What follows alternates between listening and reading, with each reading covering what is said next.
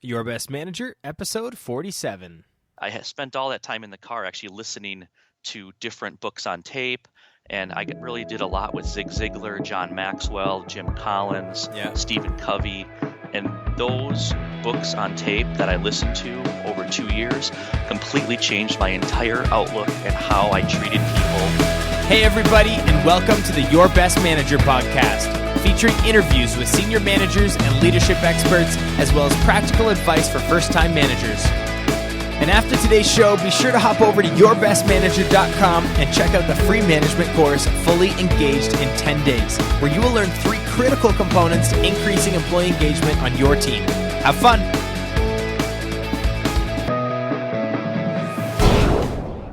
You need to provide great food, but it's really all about the people. This is Jamie Newman here, and I'm excited to be joined by Jason Kveton today. Jason, how are you doing? Doing great, Jamie. Thanks for having me on. Well, it's a pleasure to have you, Jason. Jason Kveton has been in the restaurant business for about 25 years and is currently the owner and director of success for 3 Culver's restaurants. He, of course, recognizes that in order to have a successful restaurant, you need to provide good food, but Jason believes it's really all about the people, his team members, and his customers. Jason is also passionate about leadership and people development and has recently started an online business called Culture Cards, which are small handwritten thank you notes based on 5 SERVE core values that help the team building process. And SERVE stands for serve, enthusiasm, respect, vision, and excellence. And on a personal note, Jason and I connected because we both have recently utilized a productivity tool that I don't think I've spoken about on this podcast before, but it's called the Freedom Journal, Accomplish Your Number One Goal in 100 Days, which was put together by the incredibly successful podcaster and entrepreneur John Lee Dumas of EO Fire, who Jason actually had the opportunity to go and be interviewed by JLD, so I'll have to link that up in the show notes so you can check that out. But Jason and I connected through that private online community. And if you remember a few episodes back, during my conversation with Dave Stachowiak, I believe, of the Coaching for Leaders podcast, we started talking about how to manage people who are eventually going to leave your company. And restaurant management came up because, well, almost everybody eventually quits. Not everybody, but almost everybody. And so long story short, I thought I'd love to bring on a successful restaurant manager onto the show. And Jason has a great story, so here he is. And Jason, before we jump in head first, why don't you give us an overview of your career path and just how you got to where you are today? Yeah, thanks, Jamie. I really appreciate what you're doing here. I wish I would have a tool like this available to me when I was a younger leader. Me too. You have some great insights. Thank you. So I was trained as an executive chef in a European-style kitchen. It was interesting. It was really similar to Hell's Kitchen. Really? I would go home. I'd go home at night, and my friends and family couldn't wait to hear some of the stories I'd tell them at the end of the day. So I can tell people that kind of kitchen really is real. It's that kind of leadership really does exist out there. So that was kind of my first taste into leadership. So I took a lot of that with me. I opened up my first restaurant in the year 2000 in Alabama. It stayed open for about 5 years and then eventually closed.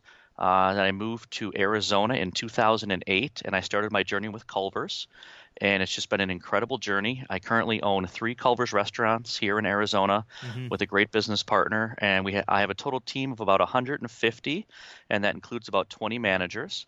And, from a management strategy, I went from a purely autocratic form of leadership back in the day when I was in the restaurant industry as far as actually being the chef and running restaurants that way.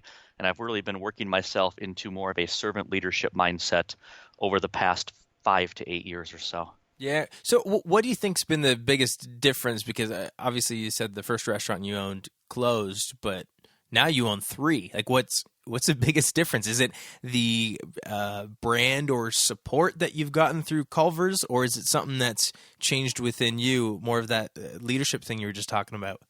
Oh, yeah, it's 100% the leadership style. Being trained as an executive chef, you're taught to believe that it's all about the food. And if your food is what it is, the people are going to come. It doesn't matter how you treat the people. But that is so the wrong thing. And when I opened up the first restaurant in Alabama, I was only concerned about the food. I wasn't concerned at all about the people or the guests. And we started off great, but then it didn't have any long-term success. It didn't sustain because I was never able to build the relationships that it really takes to make it successful. And Culver's is a completely different it's just a completely different organization. It really focuses on the people, the relationships, the community, and that's really the key to the success of what Culver's is. Yeah, and go figure, that type of positive morale translates, I imagine, into higher quality food, but also great customer service, right?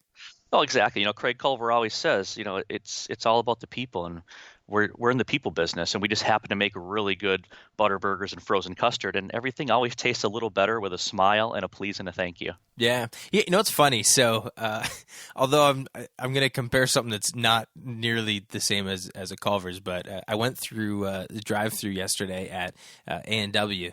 I just grabbed groceries. It was a sunny day, and I thought, you know what? I'm going to go take some fast food home. And I went through the drive-through, had a fantastic experience with the person in the drive-through, and that same person who's in the drive-through, I went. They had to, I guess, park me because they didn't have all the food ready. But the way that they treated me through that process was great. But what I really liked was I went and parked in front of the store, and that same person who was on drive-through, I saw him run over in front of an elderly lady and open both doors to help her get out to her car, and then run back inside to continue serving customers. I was just so impressed by that.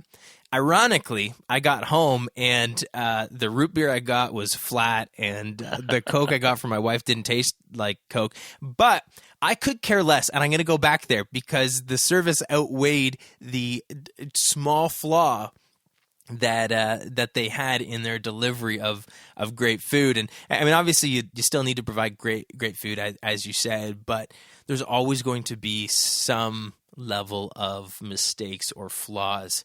And when you treat people well and they treat their customers well, they're going to overlook those things based on their I guess the consistency, maybe. I don't know.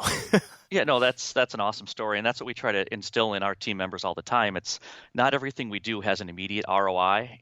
People always talk about the bottom line and the ROI, but a lot of the things we do in our restaurants, we're trying to make that deposit into the long-term account of the guest. Yeah. So we're kind of building up that goodwill, and that's really what it's all about. So if you do have a slip up, they know that it's not what you're all about. Yeah. Awesome. Well, congratulations on building a successful career, Jason. And we're going to move into the big question for today's interview. When you look back on your career, who was your best manager? And maybe it wasn't a manager, so it could be a mentor, but who's had the most significant influence on your career, and then why? So this is going to be an odd answer, but it really is the truth, and it's really what's changed my life. I have to give the answer of Automobile University. It's a term that Zig Ziglar kind of coined. Yeah. And from being trained in the classic European kitchen and just going from yelling and screaming at people to, running a restaurant that wasn't successful. When I went to get into Culver's, I actually spent about 2 years before we opened our first restaurant here in Arizona, just due to the whole housing market and the economic conditions. So I spent about 2 years in my car doing site selection and research. And I had spent all that time in the car actually listening to different books on tape. And I really did a lot with Zig Ziglar, John Maxwell, Jim Collins, Stephen Covey. And those books on tape that I listened to over 2 years completely changed my entire outlook and how I treated people. And it was absolutely incredible. Yeah, I'm glad you shared that because although this show is called Your Best Manager, it's not always a magic formula that you're going to have one great leader in your life who's going to have a massive influence. And sometimes it's some negative situations, and sometimes it's poor leadership that helps shape who you are. But sometimes you have to go find it yourself. And sometimes you have to go, if your current boss or your boss's boss isn't giving you the support and development, it's not like you just sit there and be like, well, I guess I'm going nowhere. And I like how you took action and, hey, you know what? I'm going to find some people that are experts in what I want to be an expert in, and I'm going to find a way to get educated by them. And that's cool. And the other lesson I want everyone to take from that is if you are a great leader, you're going to have an opportunity at some point to influence some people that you probably will never meet.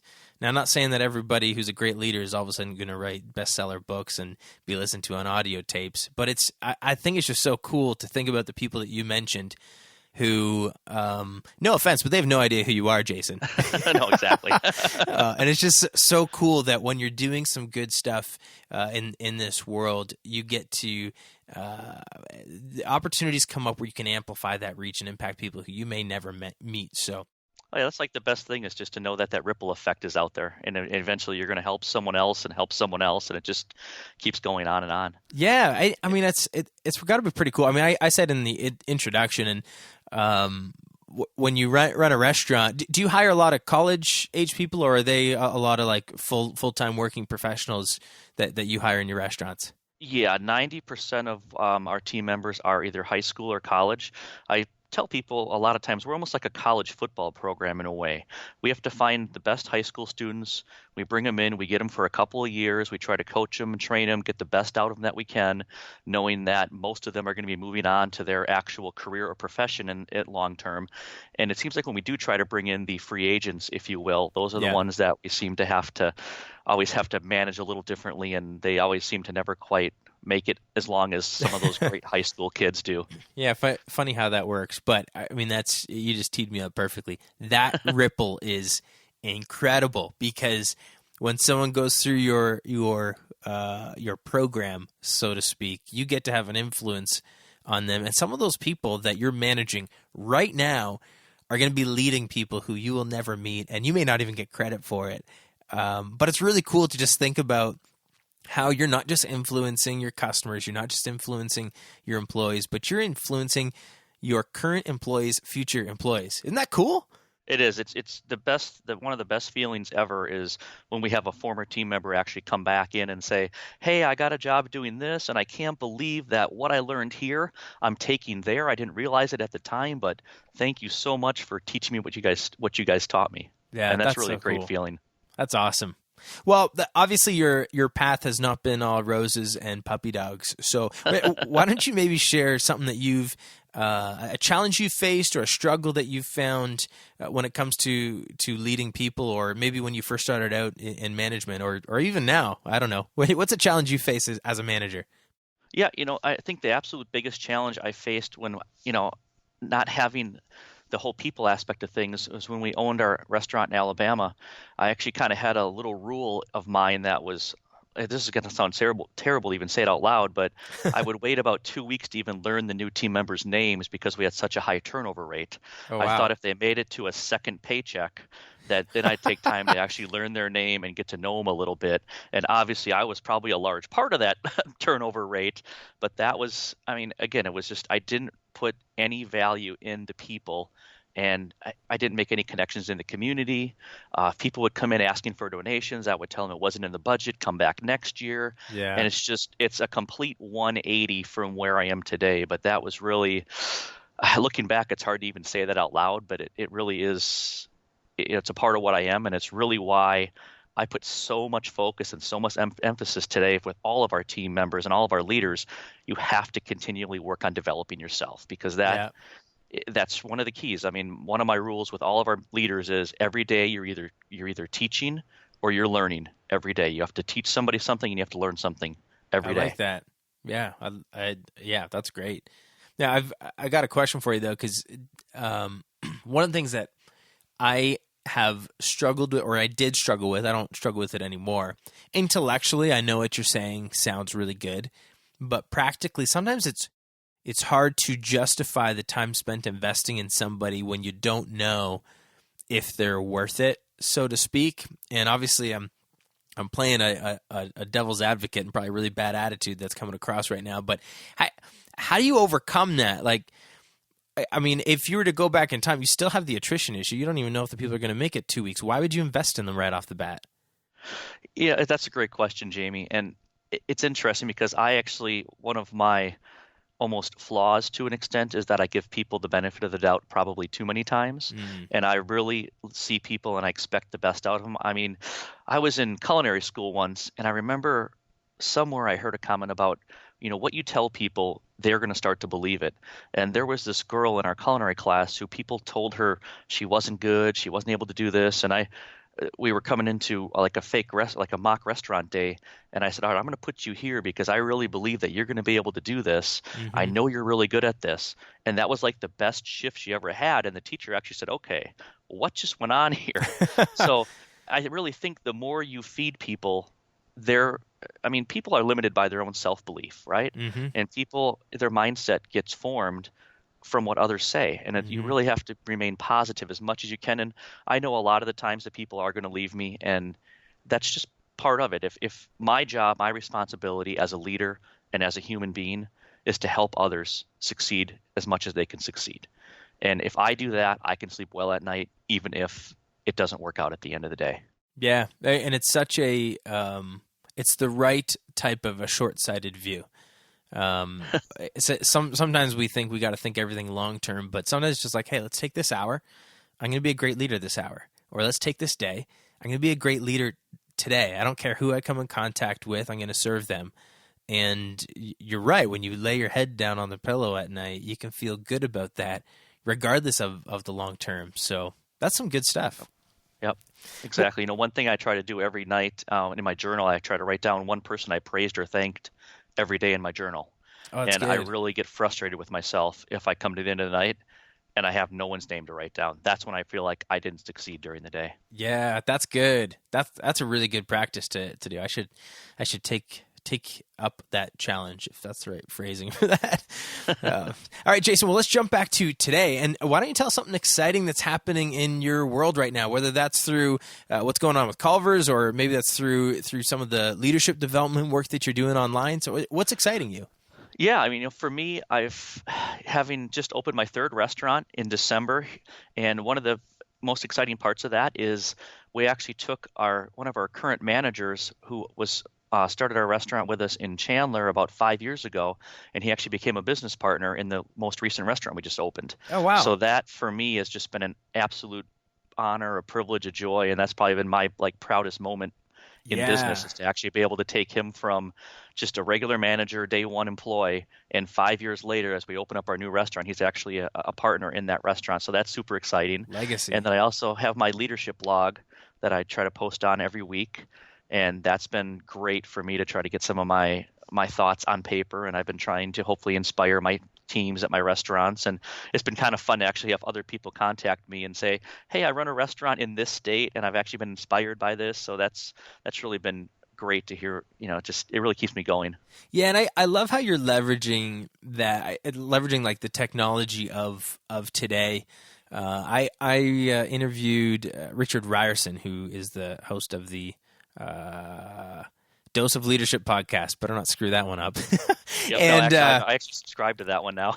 Yeah, that's hearing your interview. Oh, he's great, but he's built a business where he is helping companies communicate with their employees through podcasting, which is what he does.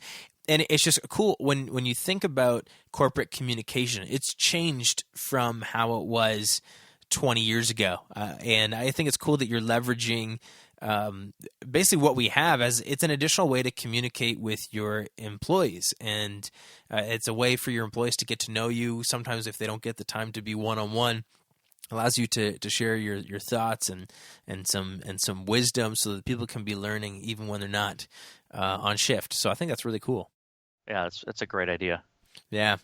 Well, that is exciting stuff. And one more thing I did want to make sure that we talked about was, and you've already alluded to this. Actually, you didn't allude. You were very blunt with it. But we always talk about self-development, and you mentioned, what was it, Automobile University? Is that the phrase? Absolutely, yeah. That was a phrase that Zig Ziglar coined in one of his books. Yeah. How important do you think, this is a softball for you, how important is self-development for young leaders? It really is the key because, like you say, you don't always have the perfect management style that you're learning from. And there's just so much more to learn. You just have to really invest in yourself, and it's going to pay dividends more than you know.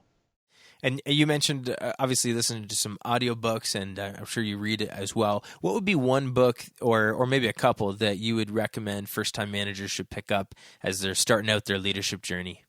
Yeah, sure. So, one thing I really do is John Gordon is an amazing author. He writes leadership books in the form of fables, and I've taken so much from his books and actually used them to kind of help my leadership style and actually use them in my restaurants. He wrote the energy bus, no complaining rule, the positive dog, the soup. Our Culver's restaurants that we have actually have a rules of the bus poster now and a little worksheet for all new team members. And there's 12 rules of the bus, and they have to sign a little bus ticket saying they want to be part of the team. And then they realize that to be on the team, they have to abide by those 12 rules. And it's one of the keys, I think, to having a good culture is making sure everyone knows what the rules of the bus are and what's expected of them when they come in. Yeah, that is cool. And I think it's neat to use some, I don't want to say abnormal. That's maybe not the right word, but some creative ways to instill values and to communicate. We obviously talked about blogging, and I think that's cool that they have like a bus ticket and they got a sign. And you also, I very briefly introduced this at the beginning of the show, but can you tell us a little bit about this whole culture cards thing? Yeah, so we've used these cards in our restaurants ever since we've been open, and they're based on different serve core values, and on the front talks about what the value is, and on the back you can kind of fill it out, and you can actually write the person's name on the back if you catch somebody doing something good. That's what it's all about, is to catch people doing things good. And the great part is that team members can give them to other team members can give them to the managers can give them to the team members, and once a week we hold a drawing in each restaurant, and we pick out a card, and the winner wins a little gift certificate. Oh, cool. But it's really a way to kind of help keep up. It's a way to help build the culture from the bottom up in an organization, and that's something that's really hard to do, and that's really one thing we focus on, is trying to maintain such a great culture. Yeah, that's good. It's so easy to point out mistakes and try and be a fixer, but to be intentional about finding good things, it reinforces the positive behaviors that you want to see. It's not always about correcting mistakes, but it's about people wanting to continue the right behaviors, right? Right. Yep. And, one quick thing I want to throw in, if I can, on the personal development side. One thing I saw in the Freedom Journal Facebook group was OTED. It was one thing every day. And ever since reading that little sentence in one of those posts, I've actually, in my daily journal now, I've started writing down one thing every day that I want to accomplish, both personally and professionally. I like that. And that really helps me focus and say, hey, no matter what I'm doing today, the one thing I want to do professionally is this. The one thing I want to do personally is this. And that has really, really helped kind of focus my agenda for the day. Yeah. Well, I love what you're doing, Jason, and just so, like, you just shared in the last 25 or so minutes, you've just shared 3 different ways that you are intentionally structuring your day to make it about helping others reach their potential, from that one thing every day to, at the end of the day, writing down who you praised and thanked, to the culture cards. I mean, you've structured your day to live out what you say is important. It's one thing to say people are important, but it's another thing to structure your day so that it happens. So kudos to you, Jason. Yeah, absolutely. It's every day you have to be intentional with your time and be intentional with what you really want to get accomplished. And you get so much more done. Absolutely. Well, we have run out of time, Jason, and so it is time to say goodbye.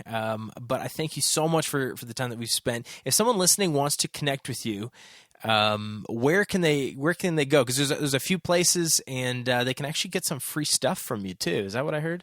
Yeah, absolutely. I have a link if they want to get a free ebook for 11 ways to help build a better team culture. It's right on my blog. It's culture.com/book. And then I think Jamie's going to have my email in the show notes, but you can email me directly at kvetonj@gmail.com. It's quite a spelling, so I'm sure Jamie will have that up in the show notes for everybody. KVETONJ. At gmail.com. Perfect. Awesome. Well, I will put those links in the show notes for sure, as well as your book recommendations. And the show notes are super easy to find over at yourbestmanager.com. Just click the magnifying glass and type in Jason, and everything will pop up. And managers, I'm not sure if you're traveling to or from work, getting a workout in, or simply taking some time to relax and listen today, but I hope that you've been encouraged and inspired from our conversation with Jason Kveton today. Jason, thanks so much for sharing some of your story with the next generation of leaders. I truly appreciate it, and we'll talk soon. Thanks, Jamie. It's been my pleasure. All right, everyone, that does it for today's episode. Thank you so much for listening. Now hop over to yourbestmanager.com and take advantage of the free tools, resources, and training which I've created exclusively for you, the next generation of leaders. Oh, and have fun.